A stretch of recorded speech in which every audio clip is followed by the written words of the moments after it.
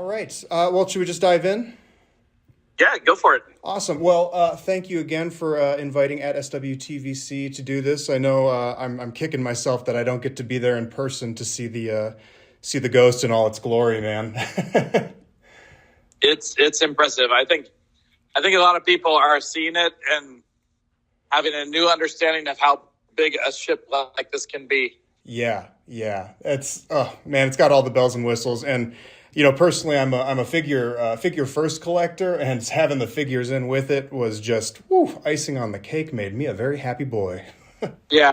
Well, we wanted to do that with this. I mean, the Ghost is as much about the crew as any ship is, and with the crew being so quintessential here, we knew we were going to reveal Sabine in mainline, so we did that, but then covering everybody else in the figures and in the tiers here. Just if we didn't, that's all we'd be talking about. Yeah. So now we can get to enjoy those, see what they are, celebrate kind of the story we're telling with those. That's awesome, man. I know actually I had chatted with you in a previous Q&A, and we had talked about Rebels, and you had mentioned that it was one of your favorite Star Wars properties, and I was just curious, it's vindicating seeing Rebels get its long overdue recognition in the TVC Pantheon. And, I wonder, with the animation and it being something that you loved, I know you worked off of live action reference, but did the animation really influence the process at all for you? Oh, absolutely. With the figures themselves, they're based off of, Hera and Zeb specifically, based off the live action appearances of them. I mean, Zeb, we thankfully got the reference from the Mandalorian appearance of Zeb in time to sculpt this version, and then they're all dressed in their End of Rebels outfits. Yeah, but it's taking that animation outfit and really doing it in a realistic style, and putting it on the characters to celebrate that mural art. So, and same with Hera. I mean, she's based off of the actress from Ahsoka. So getting that real likeness in there, but then putting her in the season 4 Rebels outfit. So really fun. Yeah, man. Yeah. With the crew, if this were a runaway success, any chance we could perhaps complete the crew on the mural cards someday? We don't have anything to say or show other than the fact that if we get to 17,000 backers on this thing, and we have the 4 figures that we are showing as part of this, I don't think any of us are willing to leave our fans hanging that want those other figures. I will say it would not be part of the HasLab. Okay. But 17,000 people that want something like that, that's a pretty good argument for making something like that happen. My thoughts exactly. This thing is packed with detail, and is there anything that you've put in there that you haven't had a chance to highlight yet, or that's nobody's kind of noticed yet? I don't know. Over all the conversations I've had, I've probably covered everything. Yeah. But there's so much in there. Just all the detail in general. The team has done such a great job. I mean, the main designer on this has been Mark, and he spent so many late nights and hours working on this thing. The painters in our model shop that have worked on this, Kim, Hope, and Alexa, I mean, we would not have the model here in the shape it is without them. And Emily on the figures doing the same outstanding vintage collection job she always does. And the whole team, I mean, I feel like it's an Oscar speech where you're going to forget everybody when you're up there every time I start talking about this, because it's not to take away from people I don't mention, because there's so many. It just, your brain just turns to mush trying to think of everybody that's worked on the thing. And I think that's really the testament to how big of a project this is and how meaningful it is just how many resources were thrown at this to make it happen. Oh, yeah. And features and stuff in it, like all that. There's so much detail. Like I think about the painting and what we've done for chipping and weathering and all the different iterations of weathering we've gone through on this thing. It's it's beautiful to see that come together, and especially with the relationship we have with Lucasfilm. Yeah. We've talked a little bit about how this has played out, where we were developing our ship at the same time they were developing the ship for Ahsoka. So having meetings with ILM, with that team, to see what colors they were doing in the ship, how they were evolving the deco and moving from a more bright and saturated palette that appears in Rebels to a more muted palette that feels more appropriate for the live action. So we've been on that journey with them and sharing back and forth to all those little details, like I said, down to the paint chips and the streaks on the ship and the little computer screens inside the ship everywhere. Just a ton of fun detail. I love to hear it, man. That I can tell. You can just tell seeing all the photos. I've been poring over it for days. I cannot wait, man. I think we're almost at 8,000. Yeah. That's incredible. We are. Yeah, we're starting to get there. We're hoping, crossing our fingers that we can have that shout out and scream before the end of the convention here. I think that would be a pretty amazing way to wrap up the couple reveal days. Oh yeah. So I keep refreshing my phone and looking at where we are. So we need everybody who's backed it just needs to go by one more, and we're awesome. I backed 4. We'll see if I can swing a 5th one. Oh, there you go. Yeah. Well, changing gears just a little bit, going to the pipeline real quick. As you know, obviously, Count Dooku won the at SWTVC March Madness this year, and that is so awesome to see him finally coming to the line. I just wanted to ask again, a little self-servingly. I'm glad that you guys really do look to the community a lot to get some thoughts on this stuff. So has that been a valuable resource when folks and groups do that kind of stuff? Absolutely. Yeah. I mean, we watch everything in every fan group we can, just watching what you guys want, because ultimately that's our job is to fulfill the requests of fans and get exactly what they want in their hands. Yeah. And that's the best business model for us is to make everything you guys want and get you to buy it all. So we try, man.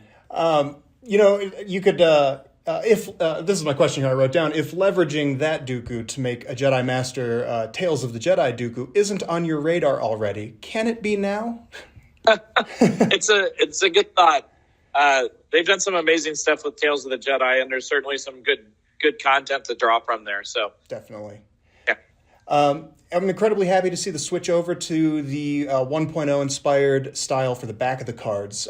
Will you try? I know 1.0 tried to do a first release of the figure sort of thing with some info, original year. And it was a really neat way to celebrate the history of the line while also moving forward with modern figures. Since I didn't see the 2007 Revan on the back of that card, I assume that's not going to be it. It's just going to be the figure that it is on the back. Yeah, it's not out of the realm of possibilities that we would address things like that on the card back in the future. Okay. The ones we've shown, obviously we didn't do that. And went for a cleaner look to just kind of be inspired by and celebrate that. But it's an evolution of that. Yeah. But it does harken back to the original design. So, yeah, like I said, not out of the realm of possibility that we would do something like that because it is fun and we enjoy doing that sort of stuff. But okay, yeah, cool. Well, I like to see it. It's a new splash of color. We need more color in our collections. It's good. We thought going back to original vintage collection stuff was a fun reference for people. So yeah, definitely. I love that. I'm happy to see it. Real quick, with removable helmets versus swappable heads, I know folks have already noticed that Sabine, being a deluxe figure, she comes with a helmet that is quite large, a little oversized, quite oversized, frankly. And it kind of happened with Axe Woves as well.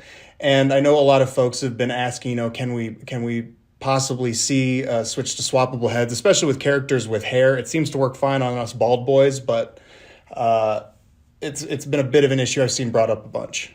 Yeah, no, it's something that's on our radar, and I think we kind of address it individually for figures. In this case, a lot of what we see her doing is having it off, and in content we see her putting the helmet on. So like actually having that functionality here, Okay. we thought was important. But I think in the future, if we would do another one, there's no reason we couldn't do a swappable head or swappable head helmet deal. Because I think that does ultimately give you a more accurate version of the helmeted version of the character. Definitely. And we're happy to look at that stuff as we either re-release figures or do a different version of them. So it's all just part of an ongoing variety of stuff in the mix. So just a different tool in our handbag. Okay. Well, that's good to know. Going to the troop builder packs. The Imperial Officers pack is pretty rad. My teammate Tyler is over the moon, and he's been leading the charge of asking for a Piet with the proper rank badge. So we're happy to see that. Yeah. The only issue that he's kind of had with these, and some folks have had, kind of is similar to the helmets, that the hats are just a hair too thick, too large. Could that be something we see addressed at some point too? Well, that's probably as much on a manufacturing limitation as anything. It's just it's a tough balance. Okay. Whenever you make a hat that, especially in the vintage collection scale, I mean, you're dealing with the wall thicknesses, minimum wall thicknesses and stuff for actually just getting it made. True enough. And having it reliably made. So I think there's always going to be a little bit of compromise when we have a removable hat like that. It's just part of the nature of things. But I think we're interested in feedback from you guys. What's more important? Like if having a removable hat or removable helmet is more important so that you can interact and play and modify, customize that way, or is having a permanently sculpted hat on a figure the better way to go for you guys? Yeah, I think it depends on. Or is it a mix? I mean, and I think understanding those dynamics and what you guys are looking for is part of the kind of feedback we look for from social media and that sort of thing. Okay, cool. Well, we'll keep making sure we're asking folks and making sure it's all going right. With the trooper packs, they were it seemed the original sort of idea behind them was to kind of give folks an affordable way to army build generic troopers. However, recent packs have included specific or named characters, which many collectors might prefer on cards. Could we perhaps see a slight recalibration going forward back to the more generic trooper packs? But, like accessories to create squad leaders or slightly different but still generic characters are still most welcome, though. Yeah, well, and I think we've always done at least one figure in each that is a more, for lack of a better word, a lieutenant figure in there. So that it is more of a troop builder for the other figures. I mean, that's very easy to do on stormtroopers or clone trooper sort of thing, where they're helmeted and you're not dealing with likenesses and stuff. Yeah. So Imperial Officers, that was a natural one to kind of put a couple of really cool characters in there that hadn't been addressed previously. And with Piet, a fun way to get in that rank badge. There's no hard and fast rules on them, but yeah, I mean, the idea is troop building, so we always do want to have generic in there. Okay. This one just happens to have two named characters instead of one hero character. Yeah. Could we perhaps is the door open to doing another Imperial Officer pack, maybe with like the black costume version and some more generic officers? Well, the door's not closed on it at all. Okay. Constantly looking for things that make sense in those troop builder packs. We think they're fun. We think they're delivering a lot of fun play and army building for fans. So yeah, something we're continuing to look at. Okay. There's been kind of a bunch of QC issues with those packs, though. Sorry to shift gears a little bit. With the original Stormtrooper ones were pretty rough, and then the 212 pack has kind of struggled. One, thank you for the brow line correction. We're all really happy about that. But the brow line versions have kind of come with tight or shrunken helmets and some weird pink marks on some people's samples and some misaligned paint applications. Is that something we could see tightened up a bit on those? Yeah, it's the kind of thing that we're constantly looking at ways to improve quality control and address those sort of issues. Okay.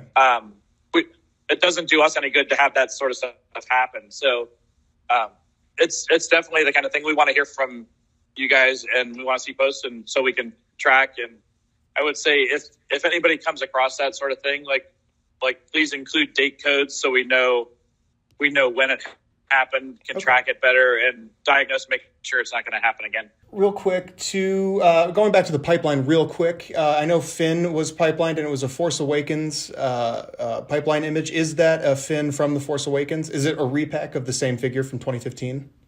Yes, it will be with a photoreal update. Okay. Is photoreal going to be the only update on that figure? I'm not 100% sure. Okay. It's still in development. Okay. But, cool. Well, just wanted to throw it out there that some new hips on that would just probably make it fine. Yeah, I don't think we'd be doing any of that. Okay. Could he be packed in with the lightsaber? I don't know. Okay. Sorry, I'm not trying to pry too hard. Oh, yeah. Yeah. No, it's good thoughts. So we'll see what happens. Cool. Real quick, just with VC numbering, I wanted to follow up John Miko when he talked to you guys yesterday and his data point of saying new figure, new card for Salacious Crumb. Personally, I think if you're never going to reissue VC 66 and 67, well, I agree with that idea. I personally wouldn't mind if he was VC 66 and maybe with a with a Return of the Jedi card instead of Revenge, just to kind of set it apart. But that's just me. Anyway, that set is really great. But speaking of VC numbers, you guys have indicated lately that you're very aware of the numbering and pay attention to it and, you know, what to do with Crumb, talking about Revan and the ones that you fixed or that got missed and then were filled again. But we're seeing a bunch of doubling up of numbers. Had a duplicate, yeah. It's unfortunate when that stuff happens. It is clearly not something we want to have happen. Yeah, I think this is, I think 177, 211, and now 276. It seems to happen with the exclusives. Is there something that can be done to further track that? Well, we do track that. It's just the sheer amount of stuff that we're dealing with. Some stuff gets missed. Sure. And that's on us. Okay.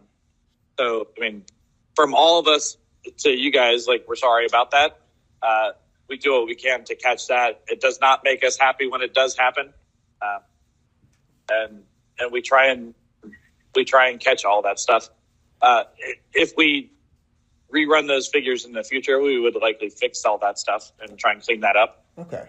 So, well, I really appreciate the candor there, and personally, I wouldn't want to see them reissued to take up a slot in the main line, but you know, at the expense of anything else. But my OCD gets the better of me quite often.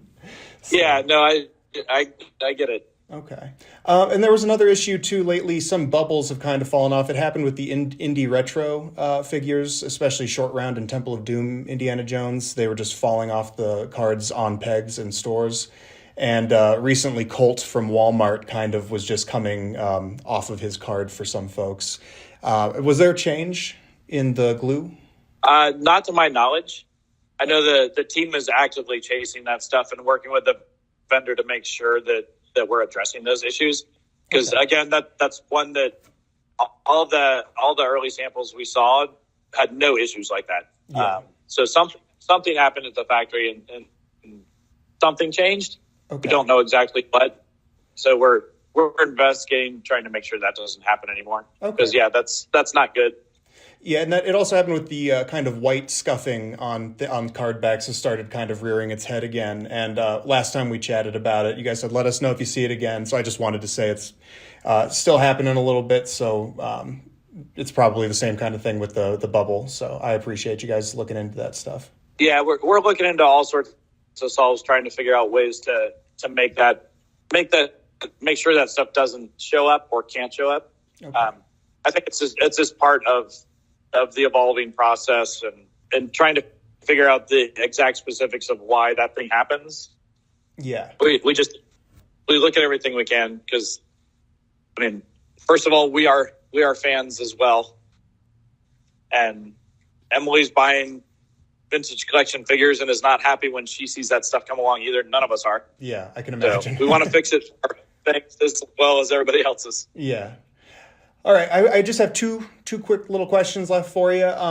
For UK backers, the Jabba set on US it's $89.99, and that's the same price as the Black Series set. On Pulse UK it's 91.91 pounds or 91.99 pounds. While the Black Series version is $67.99, and I was just asked to ask if there was a reason it's so much more. The Vintage Collection version is so much more expensive than the Black Series version in the UK. I have no idea. Okay. That's a Patrick question, and I don't have an answer for you. Okay. Patrick or Jake. Just on the off chance if it comes up, mention it to Patrick. Maybe I know I was asked by a couple folks to see if I could clarify that. I appreciate it. Yeah. Thanks for the heads up on it. I appreciate it. And then last thing is just Target has kind of been a frustrating pre-order partner lately. The Kenner Boba Fett's were found in stores for the past several months, but it still shows up as a pre-order without a date on them. I know it's all up to them, but it's kind of gotten a little rough for the U.S. Collectors that, the retailers who do make these exclusives possible. We don't, understate that at all. We get it, but they seem to be just dead last to get these things to market, and it can be, namely in Target's case, quite a confusing ordeal. Is there any way that this could be improved, or when you guys communicate with them, maybe bring it up, try to figure out what's going on? Yeah, I mean, I know the teams. This is another one that Patrick could much more readily answer than me, but I know our teams are in constant communication with them and trying to work through some of that stuff. Okay. I know also some of that's just out of our control. There's nothing we can do to end that stuff. But we do try and work with the partners, make sure they're aware of issues we're seeing. Okay. I mean, and I know a lot of them are fans as well. I mean, we are all sharing the same heartaches, I think. Yeah. But I know the team has conversations with them around that stuff. I don't know what to tell you on it specifically. Okay. But I do know that folks are chasing that stuff and having conversations about it. Perfect. Well, Chris, thank you so much. I really appreciate you, man. With the Ghost, I'm blown away. I'm a happy fan seeing Rebels, seeing a lot of new media stuff. I mean, I can't wait to see that N1 killer work on that. That's amazing. I can't wait to add it to my collection. You guys are crushing it, man. I'm stoked. I can't wait to see that Obi-Wan and Vader 2-pack that was pipelined back in February. I'm patiently waiting for that. Oh yeah, cool one. Just keep doing. We watch, we pay attention. So all right. Yeah, keep doing. You guys are great. Thank you so much, Chris. Well, I hope you enjoyed the final hours of the con, and thank you again and again. Get the Ghost, all that fun stuff. I can't wait to see where it goes. Yeah, we are. I just refreshed. We are at 6,866. Hopefully we get there. Oh, I don't know. Get out there, start pushing. If I have to buy 20 of them, I'm gonna try. There you go. Sweet. I like it. All right. Awesome, man. Thank you so much. Thank you. All right. We'll talk to you later. All right. Bye.